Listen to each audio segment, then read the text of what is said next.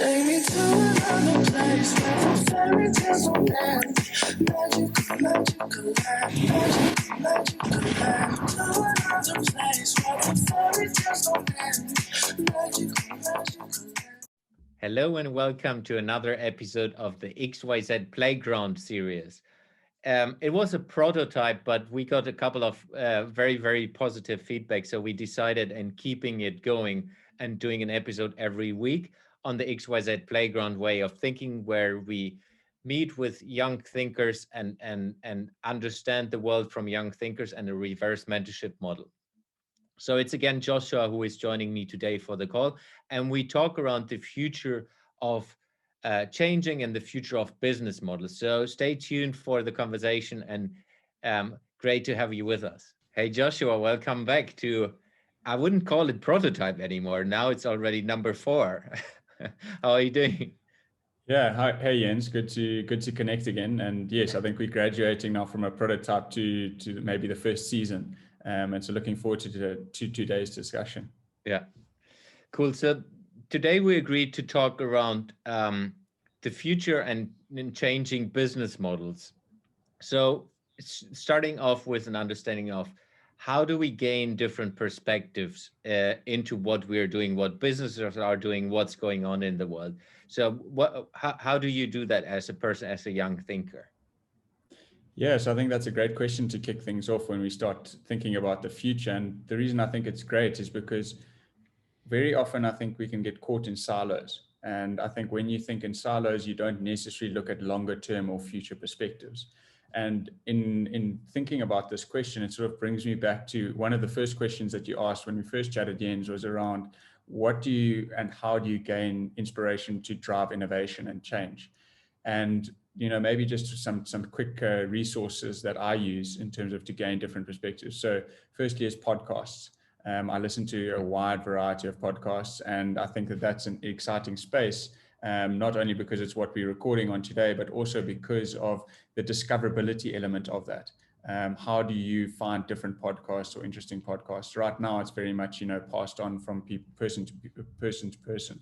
There's not an easy way to discover different podcasts. So one of the great ones that I listen to is called the Knowledge Project with Shane Parrish, who's got a blog called Farnham Street.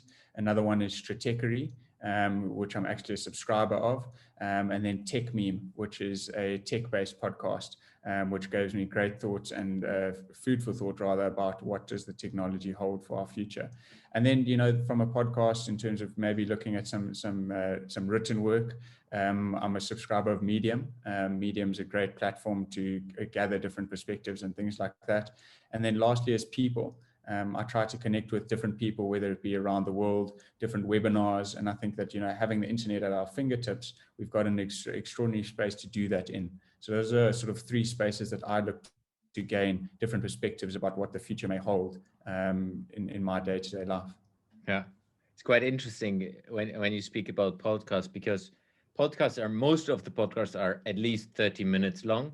So it takes as well time to do that. But I agree with you that it's an amazing way to get a perspective, because it's a deeper version of a conversation where it's not just, let's say, if you're on Facebook or somewhere where you just scroll further and you just check the headline. It's okay, they're talking about this topic, and then you get an understanding of at least 2 different perspectives and a conversation around that. I love that as well. I'm following completely different podcasts. Some are really business centered, some are more spiritual centered, and some are like sports stuff or news as well. And what I've seen in my development of consuming information is I'm almost away from the normal mainstream news media topics. I rarely look normal news, which is quite interesting. So I've built a system for myself which helps me to drag into like in an application which drags into the different news sources I like. And then I gets me an understanding of what's going on in different parts of the world. And then I take my own opinion on things. Yeah, and it's an interesting point to sort of take onto the next discussion point, and it's essentially what you're describing is like a personal RSS feed, where you are choosing what you're consuming. And I think there is a tendency, when you say where do you go to gain your different perspectives, we can push out a phenomenal amount of information, but it's how do you actually process that information. And I think in gaining perspectives, one is sourcing it, and the other is actually making time to digest and consume it. And to the point that you raised very well in terms of saying, then offering your specific perspectives on that. And I think, especially what's going on in the world now and what's just happened in Australia with Google and Facebook and things, media models are changing. And I'm a bit sad in terms of the way that the Australian government approached that, because I think that they missed an opportunity to really drive some different thinking and some different models, which we'll get onto later in terms of business models inside the media space. Yeah, no, I agree. And the challenge is always that everything is about money and status when you look into what's behind all of this discussions they have right now. It's not about how can we make something really cool for the people living, how can we build an experience, how can we help people. It's often, even if they say it, it's often behind the scenes you see it's money and power in a lot of things. And I think that's why we have discussed it a couple of times already, where it is so important that you have different news sources, where you just not follow just one perspective, because it's always just one perspective. That's why I love as well this long-term format roundtable discussions, where we have been either moderating some or being part of some, where you meet with different people you might not meet in a normal setting, and then you just have a conversation around a specific topic and see different opinions, and then you can form your own opinion. You don't need to agree with the people around the table, but it's interesting just to discover of, hey, this person is coming from that continent, living in that country, having that background, having this opinion.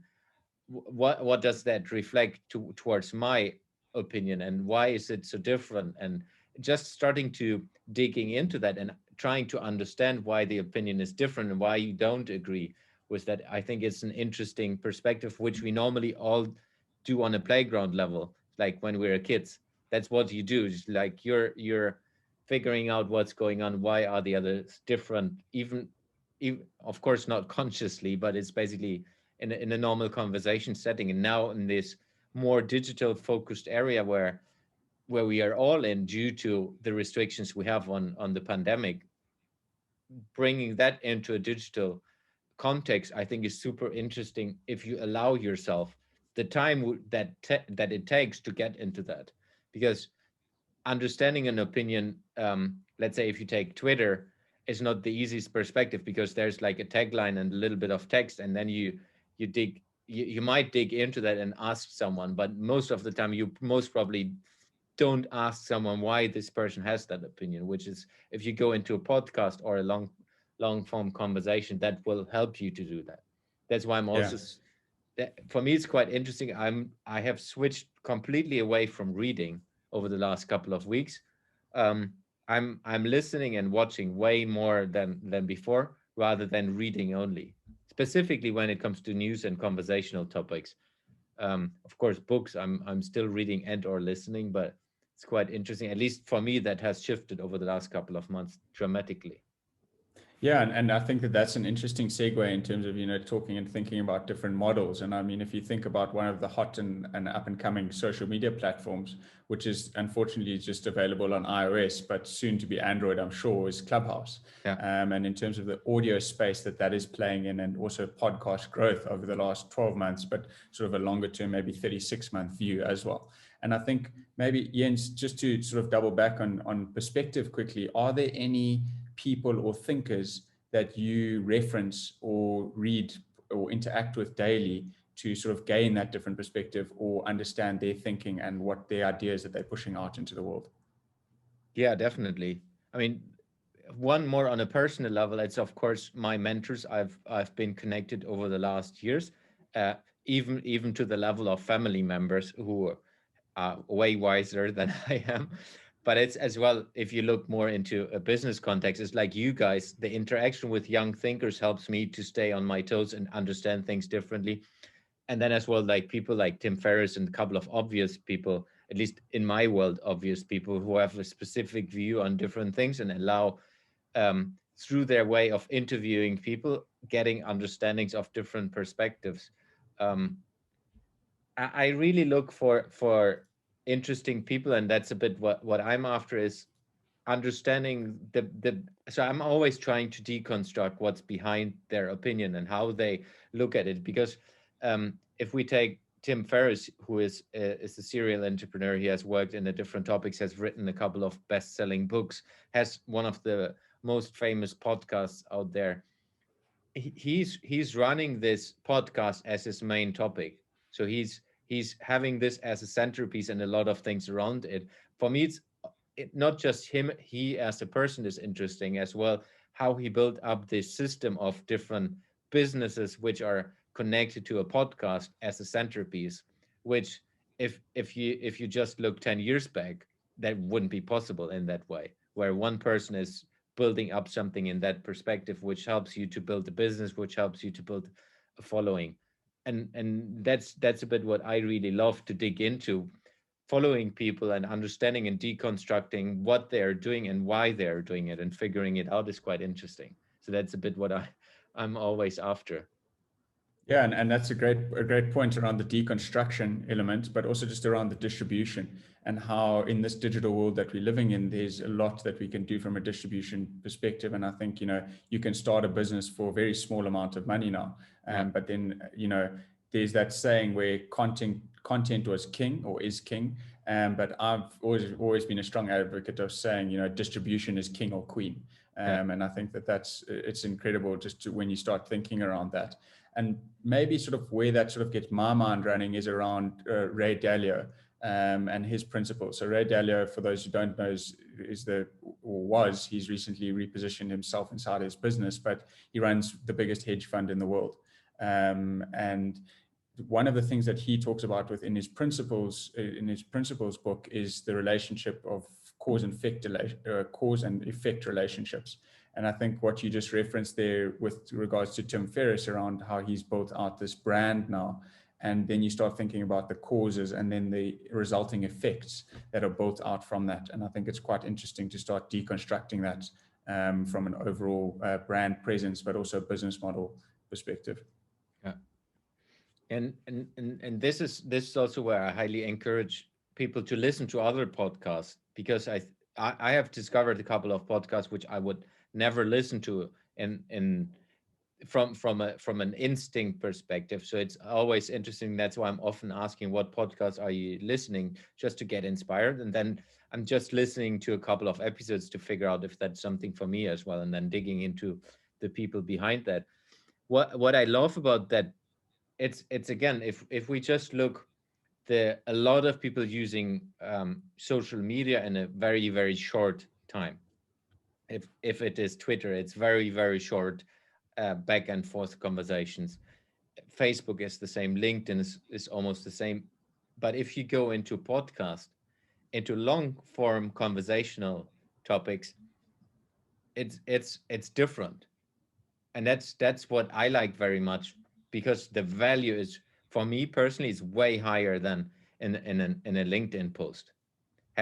Listening to someone for 30 minutes, for 40 minutes, or even if you take Joe Rogan for 2.5 hours or 3 hours, and I've done it. That's it, from a brand building perspective, from a business perspective, that's huge value you can bring as a brand, and that's a huge attachment as a follower or as a potential customer. Spending so much time, that's the highest resource you have, is your time. With a brand, I think that's super interesting perspective, where Clubhouse, I think, will be touching on in a lot of topics on that. Yeah, and I think, so far today we've chatted sort of about exposure, distribution, different sources that you can gain information from and perspectives from. And, just circling back to one of the things we mentioned right at the beginning was making space to actually process and absorb that content. And I think, in thinking about that, there's a great quote from Naval Ravikant where he says, play iterated games. All the returns in life, whether in wealth, relationships, or knowledge, come from compound interest. And I think that when we are consuming so much, we actually need to take the time to conceptualize and absorb some of those learnings. Because then that's where, talking about future models and the future is that we can actually learn from those learnings and not just consume the whole time. Yeah, 100%. We discussed this as well in the past. I'm basically building on top of each other, on top of my learnings, understandings, experiences, often while I'm running, while I'm cycling, because that's the time where it's basically you decompress everything. You get a perspective where you free up your mind and you ride for an hour, and then after an hour, the mind is stopping, like the work is gone. You have thought everything through, and then it's like free if you're in the flow. At least I have had that a lot of times. And then it's like you get out of the thought, and suddenly you get ideas and perspectives of different things. That's I guess it's really building on these topics. And what I've seen is as well over time in my career, you see things from different perspectives because you have been in different places.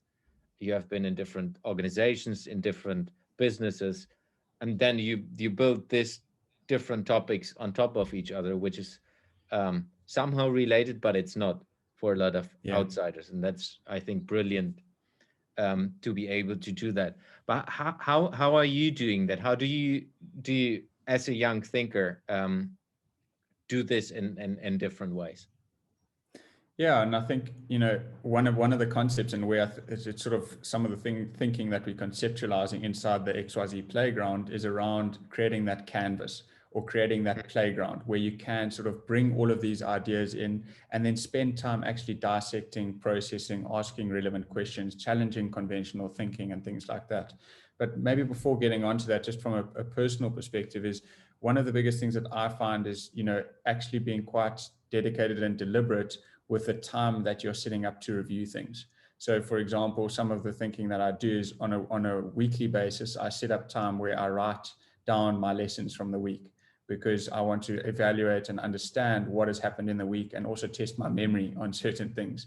And you may laugh when you hear test your memory. That's something that we were maybe asked for at school, but you'd be surprised when someone says to you, Josh, can you remember what you did last Tuesday? And it goes back to sort of this world where we're having so many things thrown at us and our attention economies being, pulled and pushed all over the place. We don't necessarily make time to remember that. So that's one of the things I do from a personal experience. The other side of things is and it's again becoming more and more common now, but it's meditation. Just actually teaching yourself to slow down your thinking and to distill those thoughts that you've got running around in your head. So those are two of the many things that I do that might be relevant to you in terms of helping you think and process around that model thinking. Then maybe just going into a bit of depth around the playground this is exactly sort of the foundational thinking around that. It's saying, what do we have available? What questions are we trying to solve? Bringing all of that into a safe space. Because I think sometimes when we grapple with big questions outside of a safe space, the way and the type of questions that we ask don't necessarily address the problems, because we're always addressing things with preconceptions or boundaries, or things that we're not willing to test because they're in a real world environment. And I think that that's something that's quite interesting to see as we build out the playground, how that is received and utilized by people like yourself, Jens, who've got these big ideas and concepts, or other business owners that want to break them down and dissect them. Yeah. And that leads us to the next topic, which is or not the next topics, it's more the umbrella topic for today as well, the business models. And I think I've been working within and with a lot of businesses where it is about, you need to try to attack your own business model and attacking it in a way of rethinking it, looking at it from a perspective of, okay, we have a business model that's working right now, but we need to challenge us to what's coming next. We need to challenge us to see what's evolving around us, to be able to question us again and look into what how do we take this business model that has maybe been working the last 70 years to the next level. And that ties back to the cultural topic we have had in the other conversation, where it's how do you build that up in a way that's working. if we take the playground perspective, and for those who don't know, the XYZ Playground is a company we have founded together, and where we help young thinkers to reverse mentor experienced thinkers. How do we take this as a topic into a playground, which is a safe space to discuss these things? Yeah, so I think first and foremost, it would start with your, asking you to question the assumptions that you have. So as in all good things, you're going to start with your assumptions that you may have around a specific problem. And maybe let's be specific in terms of itemizing what that problem may be. So we're going to pick the concept of retail as a starting point. And I think retail, because it's used by everyone on a daily basis. So over the last 14 months, the world has gone through a massive existential change with COVID-19. And if you are dealing now with a retail executive, a question that we might explore with them inside the playground is, what experiences over the last 12 months are consumers going to expect going forward, and how have they become accustomed to digital experiences? And will that change the way that they interact with a retail space and therefore brands that are inside those retail spaces? And so if you sort of dissect that and you say, that's quite a big question, where do we start? And you would say, okay, well, let's start with the customer. So who is the customer? Identifying their needs, dreams, and desires, sort of breaking that out. Then saying, what experiences have changed? So an easy one would be saying your physical retail spaces have shut down. So there's been a massive pivot to online distribution, direct to customer models and things like that. Does that fit inside your current business model, or what needs to change inside your business model to allow that to be sustainable going forward? The other element would then be around your team as a retail executive. What needs to change internally inside your company to allow that business model to grow? Is it shifts in thinking? Do you need as many people on your team, for example? What tools are you using inside of that space? And there's lots of other things that we can unpack. And then lastly, the last place would be around that word accustomed. What has changed over the last 12 months that people are now really accustomed to? And what does that mean in terms of the way that they're interacting with the retail experience going forward? And those things would all be packaged inside a playground, and would sort of, what in the terminology that we use is build a sandcastle around each of those, and really build that up and break down the different types of questions, and then look to test those assumptions using things either that we build, research that we do, or questions that we ask key individuals inside of those spaces. Yeah. And what I like about that is, one thing, it's a framework which helps you to step through different areas, phases. The other part is it's exploratory. It's not giving to you, if you're a retail executive, opening up, taking off your shoes and going into the sandbox. It's a different environment than you're used to, which means it will help you to think differently. And that ties back into the podcast we just had. It's like you have a conversation, you consume things in a different way, and that will help you to understand things from a different perspective, which then leads to doing things different, then leads to taking actions in a different directions you might have ever thought of before. And I think that this part is, if I would be executive, that's what I would be seeking for. Being in a free environment, which is a safe environment, building up a sandcastle with people I don't know, with people who are most probably thinking completely different. If we think that the experienced thinker and the young thinker, there will be completely different worldviews, most probably, and having this engagement with each other in a free environment, which is guided through a framework and helping to understand a systematic way of doing that, will unleash a lot of things. Definitely. And I think, the word exploratory is definitely one that we associate with from an XYZ Playground perspective, because we want to create that space where things can be explored. Having said that, though, there's also a certain amount, and a huge amount rather, of learning that we would gain as young thinkers in the way that we interact with executives. And I think I've mentioned before in the different conversations where mentorship is a bi-directional relationship. It's not one way. And I think that's something important to realize in our thinking going forward. And Jens, something that you just mentioned made me really think about this movement and platform that's being developed, and it's called New Public. And it's a phenomenal space that's being challenged and created, and it's asking us to think differently around the digital spaces that we're creating. And something that why I sort of thought of it in terms of what you're saying is because you're saying, what can we learn from the lessons in different spaces, and how do we think differently in different environments? And in a nutshell, this movement is saying, what can we learn from the built environment, i.e. cities, parks, etc., and how do we bring that onto the way that people interact and use digital spaces?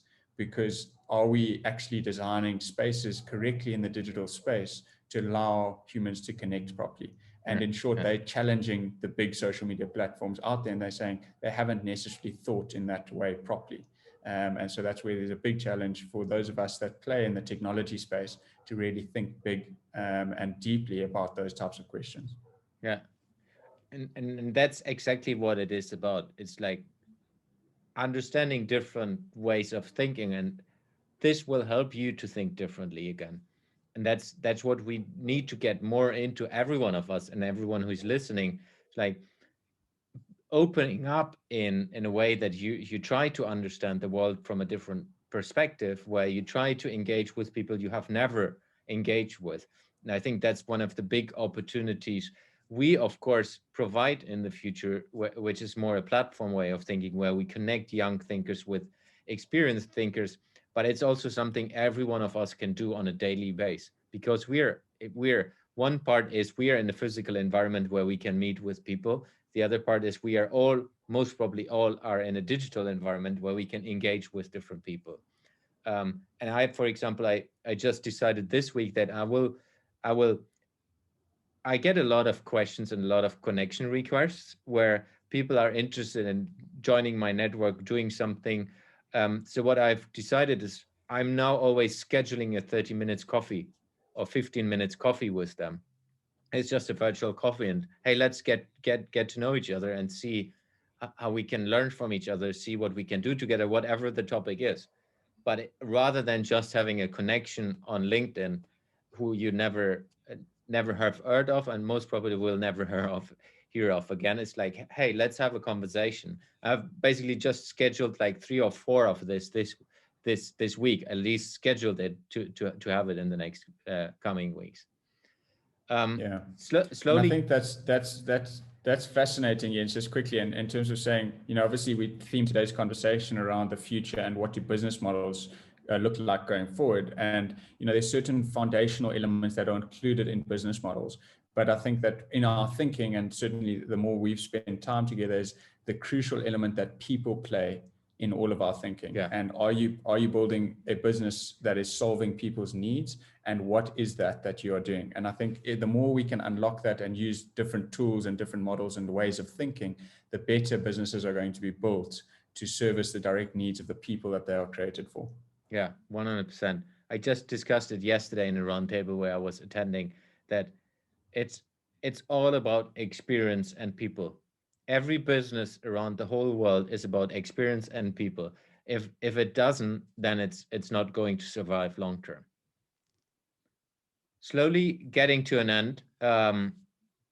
What any last words from your perspective? Anything we want to leave until the next non-prototype? Yeah, so I think, Naval Ravikant's a phenomenal thinker, and many of you may be familiar with him. But in prepping for today's podcast and chat with Jens, I sort of went back in terms of some of my notes that I've got with him. And there are 2 things. So one from Naval, and then another from a concept called a memory palace. But let's deal with Naval first. And sort of the one quote that I want to leave us with today is where he says, judgment requires experience, but can be built faster by learning foundational skills. And I think that comes back to what we were just talking about around people being at the center of everything that we do. And then lastly, just around a challenge around memory and the memory palace. And it's a concept that another one of the co-founders of the XYZ Playground and I discussed on Friday a couple of weeks ago. And it's a concept that Adam Grant, who you guys may be familiar with, he discussed on a podcast. Essentially what memory palace is, it asks us, how do we remember things? And I think that as we are navigating these digital times that we are in, and we're looking at future models and business models, and how do we learn from different perspectives, we need to make sure that we're categorizing our memories correctly. So that's a topic that I'm sure we'll get into in later episodes, but I just wanted to plant that seed, which I'm sure will lead to some research and investigation. That's definitely a good one, and I need that as well. Cool. Yeah, so thank you very much. Thank you very much for listening to this episode and or watching it on YouTube or wherever you're watching this. Stay tuned. We will come up with more episodes like this. If you like it, please share it. Please comment on it. And see you next time again. Thank you very much, Joshua, for being with me again. Cheers, Jens. Cheers. Take me to another place where the fairy tales don't end. Magical, magical land, magical, magical land. To another place where the fairy tales don't end. Magical, magical land.